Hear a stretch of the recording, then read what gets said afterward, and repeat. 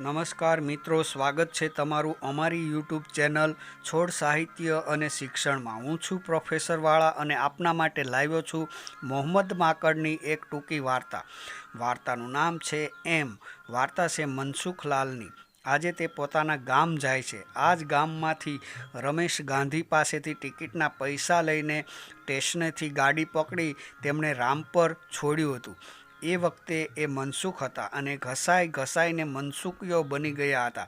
પરંતુ ફરી આજે મનસુખ શેઠ બનીને ગામમાં પાછા ફરી રહ્યા હતા. 18-20 વર્ષ બહાર રહી ખૂબ કમાયા હતા.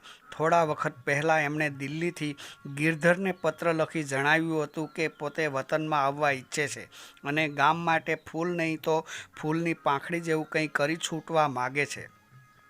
મનસુખલાલ પોતે ગામમાં રૂપિયાનો ઢગલો કરી ગામ લોકોને આંજી દેવા માગતા હતા.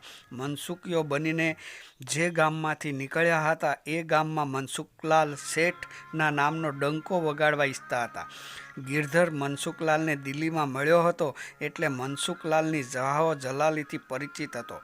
આજે મનસુખલાલ પાસે પૈસા હતા, ધંધો હતો, આબરૂ હતી, પણ પત્ની ન હતી. મનસુખલાલને પોતાના જૂના દિવસો યાદ આવ્યા. રામપુરમાં જ રસિકલાલની દીકરી અરુણા સાથે તેમની સગાઈ થઈ હતી. ગરીબ મનસુખલાલ સાથે રસિકલાલે સગાઈ તોડી નાખી હતી. રસિકલાલે તેમને કલકત્તા પરણાવી દીધી હતી. કેવા દિવસો હતા. નોકરી, ધંધો કે પૈસા કશું જ ન હતું. રમેશ ગાંધી સિવાય કોઈ એને પૈસા આપવા તૈયાર ન હતું. અમદાવાદ નિષ્ફળ રહ્યા પછી અજમેર અને પછી દિલ્હી ગયા. રમેશ ગાંધી પાસેથી પૈસા મંગાવ્યા પણ તેને આપ્યા નહીં. ધીરે ધીરે મનસુખલાલની સ્થિતિ સુધરવા લાગી અને રમેશની સ્થિતિ બગડવા લાગી. છેલ્લે રમેશ ગાંધીનો પત્ર આવ્યો કે તેને 5,000 રૂપિયાની જરૂર છે, પણ મનસુખલાલે પત્રનો જવાબ પણ ન આપ્યો અને પૈસા પણ ન આપ્યા. આજે રમેશને માલામાલ કરવાની મનસુખલાલની ઈચ્છા હતી. ગામમાં પહોંચી જય જયકાર કરવા ઈચ્છતા હતા. રામપર ખોબા જેવડું ગામ. ગામમાં હાઈસ્કૂલ નથી, દવાખાનું નથી, અવેડો નથી. પૈસા વાપરવા હોય તો ઘણી જગ્યાએ વાપરી શકાય એવું મનસુખલાલને લાગ્યું. ગામમાં પૈસા વાપરી પોતાના ગામનો વટ પાડવો એવું મનસુખલાલ વિચારે છે ત્યાં રામપુર સ્ટેશન આવી ગયું. મનસુખલાલ નીચે ઉતર્યા અને નોકરને સામાન ઉંચકવા કહ્યું. સ્ટેશને તેને લેવા ગિરધર આવ્યો હતો. ગિરધરને તેમણે પૂછ્યું, ઘોડાગાડી તો મળશે ને? ગિરધર બોલ્યો, ગામમાં 5 ટેક્સીઓ છે. તમારા માટે પણ ટેક્સી તૈયાર છે અને રહેવા માટે ગેસ્ટ હાઉસમાં વ્યવસ્થા કરી છે. ગામમાં હીરાના કારખાના છે, લેથ બનાવવાનું કારખાનું છે. મદ્રાસ અને આસામ સુધી તેમના લેથ જાય છે. મનસુખલાલ માથું હલાવતા સ્ટેશન બહાર નીકળ્યા. ગામમાં બધું બદલાઈ ગયું હતું.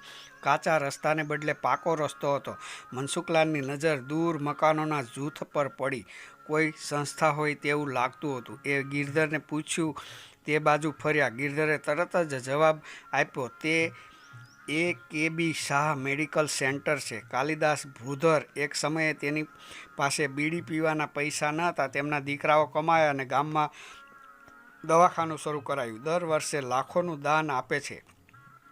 આગળ જતાં ફરી મકાનો આવે છે.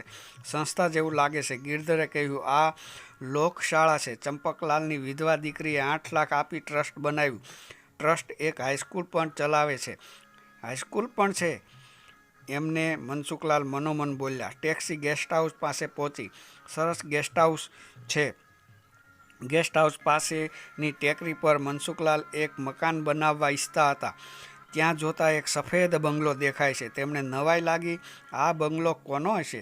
ગિરધરે કહ્યું, આ બંગલો રમેશ ગાંધીનો છે. એમના બંને દીકરાઓ કુવેત કમાવા ગયા હતા, તેનો બંગલો છે. ગિરધર આગળ બોલવા જતો હતો તે અટકી ગયો, કારણ મનસુખલાલનો ચહેરો કાળો ધબ થઈ ગયો હતો.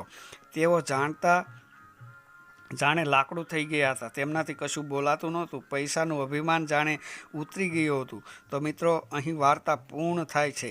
મિત્રો, આપણે આ વાર્તામાંથી બોધ લેવો જોઈએ કે કોઈ દિવસ કોઈ વ્યક્તિએ ક્યારેય પણ પૈસા, પ્રતિષ્ઠા કે શક્તિનું અભિમાન કરવું જોઈએ નહીં. દુનિયા ખૂબ વિશાળ છે. આ દુનિયામાં શેરની માથે સવા શેર મળી જ રહે છે. તો વાર્તા ગમી હોય તો લાઈક, શેર અને કોમેન્ટ કરી અમારી ચેનલને સબસ્ક્રાઈબ કરજો.